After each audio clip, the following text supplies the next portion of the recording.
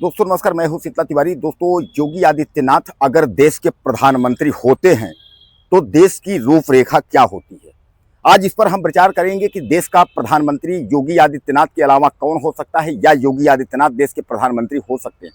और अगर देश के प्रधानमंत्री योगी आदित्यनाथ हो सकते हैं तो उत्तर प्रदेश का मुख्यमंत्री कौन होगा, यानी इस पर हम विशेष चर्चा करेंगे। और आपको यह भी बताएंगे कि इस देश में अब की जो राजनीति है, यानी 2027 का जो चुनाव उत्तर प्रदेश का है, वह बहुत दिलचस्प होने वाला है। और उसके बाद 2029 का जो प्रधानमंत्री पद का जो दावेदारी है, वह भी बहुत दिलचस्प होने वाली है। यानी कुल मिलाकर के आप समझ लीजिए कि देश का प्रधानमंत्री से लेकर के और राज्यों के मुख्यमंत्री तक जो है बदलने की पूरी संभावना बन गई है। दोस्तों, शुरुआत किया जाए 17 सितंबर 2025 से। कि 17 सितंबर 2025 एक ऐसा ऐतिहासिक दिन है जिस दिन जो है हमारे यशस्वी प्रधानमंत्री नरेंद्र मोदी का जन्मदिन है।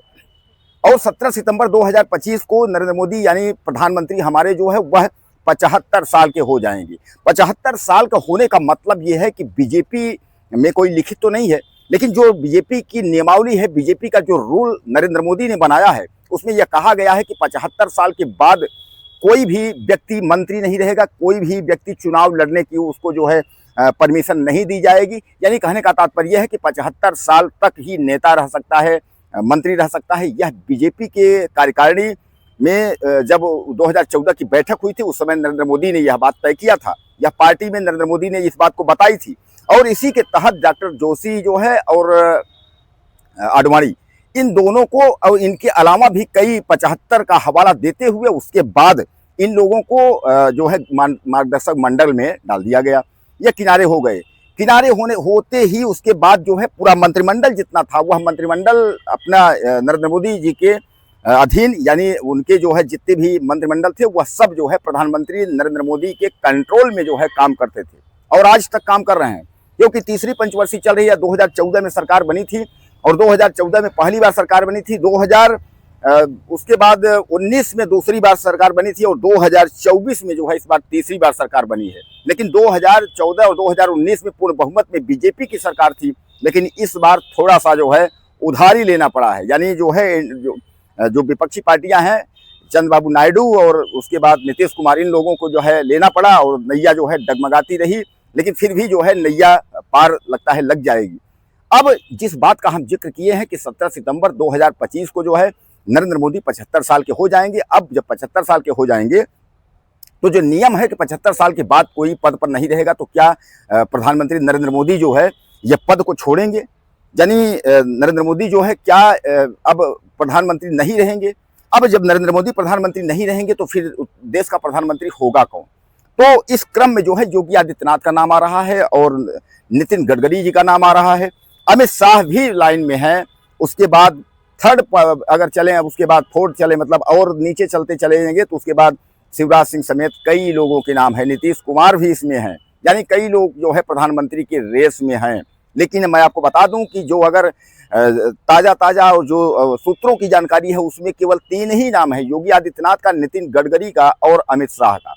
हालांकि राजनाथ सिंह भी हैं, लेकिन राजनाथ सिंह को यह कहा जा रहा है कि राजनाथ सिंह को कोई न कोई जुगाड़ लगाया जाएगा। जुगाड़ मतलब समझ लीजिए, अभी उस उपराष्ट्रपति का पद खाली है। राष्ट्रपति के पद के लिए जो है कई दावेदार हैं। नीतीश कुमार और राजनाथ सिंह जैसे सीनियर तमाम नेता हैं, किसी को भी बनाया जा सकता है। वैसे भी आप जानते हैं कि बीजेपी जो पार्टी है उसमें बहुत बुद्धिमान लोग हैं। वह जिसको दिखाते हैं उसको पेश नहीं करते हैं। मतलब आप समझ लीजिए, जिसका फोटो या जिसका नाम सार्वजनिक करते हैं कि यह प्रधानमंत्री बनेगा, यह मुख्यमंत्री बनेगा, उसका नाम सार्वजनिक हो जाता है जरूर, लेकिन उसको मौका नहीं मिलता है। कोई ऊपर से कूदेगा और तब से जो है पद उसको मिल जाएगा और वही बन जाएगा। तो अब इसमें जो है 2017 जो आपका, मैं आपको बता 2025 यानी 17 सितंबर का जो मामला है, यानी इनका रिटायरमेंट का, एक तरीके से मान लीजिए कि 75 साल का जो मामला है, इस 75 साल के मामले को देखते हुए जो है योगी आदित्यनाथ को यह देश मान ले रहा है कि वह देश के प्रधानमंत्री बन सकते हैं।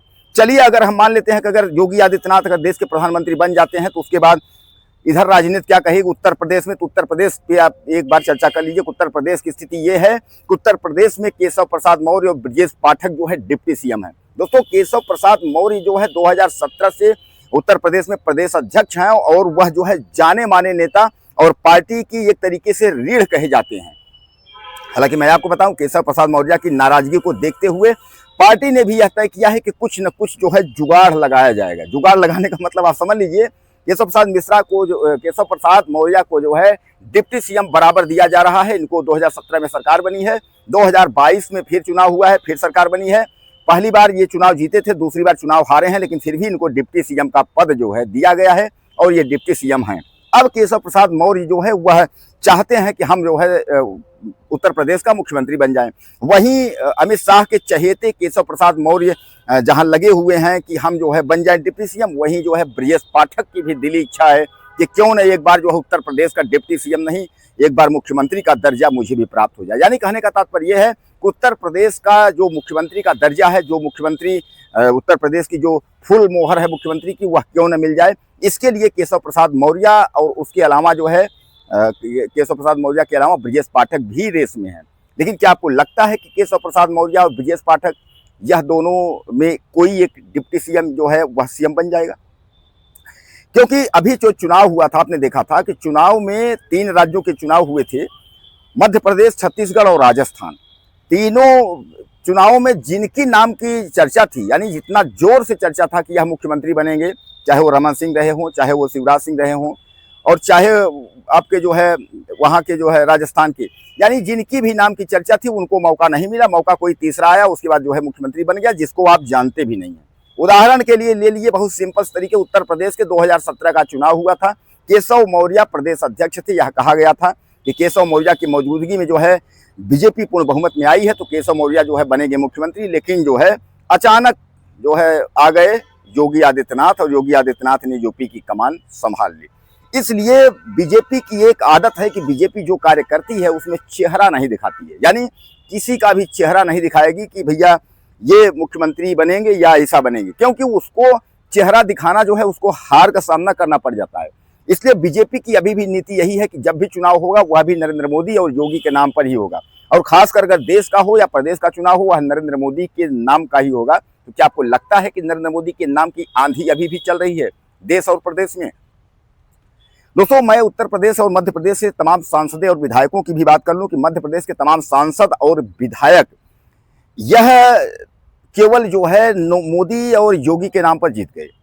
सरकार जो है नरेंद्र मोदी की थी, नरेंद्र मोदी अच्छे दिन लाने वाले थे। 2014 से लेकर के 2017-18 जितने भी चुनाव हुए, सब में जो है नरेंद्र मोदी के नाम का जो है माला लेकर के और विधायक और सांसद घूमते रहे, अच्छे दिन लेकर के घूमते रहे। उसके बाद जो है क्या हुआ कि सरकार जो है बन गई, विधायक जी जीत गए।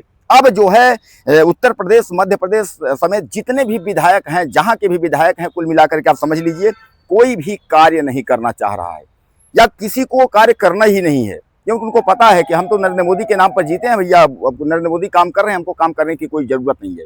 कोई भी विधायक जो है अपने क्षेत्र में कुछ भी नहीं कर रहा है, कोई भी सांसद कुछ भी नहीं कर रहा है, सब नरेंद्र मोदी के नाम पर जयकारा लगा रहे हैं। अच्छे दिन की आस में वह लोग भी बैठे हैं कि अच्छे दिन आएंगे, उसके बाद मलाई खाएंगे, कोई मतलब नहीं है, अच्छे दिन आएंगे, हम तो जीते ही हैं, हम तो विधायक हैं, हम तो सांसद हैं। और इसी आस में अभी बहुत सारे सांसद और विधायक बैठे हैं कि फिर चुनाव आ रहा है, 2027 का यूपी का चुनाव है, और 2027 में इस बार हम भी बाजी मार लेंगे, हम भी 5 साल खाएंगे मलाई। और यही सांसद भी ताक लगा के बैठे हैं कि नरेंद्र मोदी के नाम पर एक बार और उल्लू सीधा हो जाए तो हमारा भी नंबर लग जाए। दोस्तों, जनता एक बार जान चुकी है, क्योंकि मैं आपको बता दूं कि जो जय श्री राम, जो आंधी 2014 में थी, उसके बाद 2019 में, अब 2024 आते आते जो है जो तूफान था वह धीरे धीरे करके कम हो गया। आपको याद होगा कि उत्तर प्रदेश की जो 80 सीटें थी, 80 सीटों में 37 सीट पर भारतीय जनता पार्टी सिमट गई, यानी 40 सीट भी भारतीय जनता पार्टी को नहीं मिली। इसका मतलब यह है कि धीरे धीरे करके नरेंद्र मोदी का जो जादू है वह धीरे धीरे करके खत्म हो रहा है।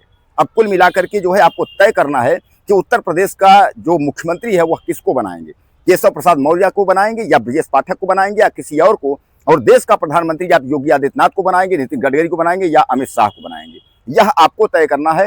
दोस्तों, ज़्यादा से ज़्यादा मुझे आप टिप्पणी करिए, ज़्यादा से ज़्यादा मुझे कमेंट करिए कि आप देश का प्रधानमंत्री और उत्तर प्रदेश का मुख्यमंत्री, इन दोनों में किस चेहरों को, यानी यह दोनों में, यानी उत्तर प्रदेश में और देश में आप किसको देखना चाहते हैं। अपनी राय मुझे आप ज़्यादा से ज़्यादा दें, और चैनल को सब्सक्राइब करने के लिए वीडियो फिर मिलते हैं। नमस्कार।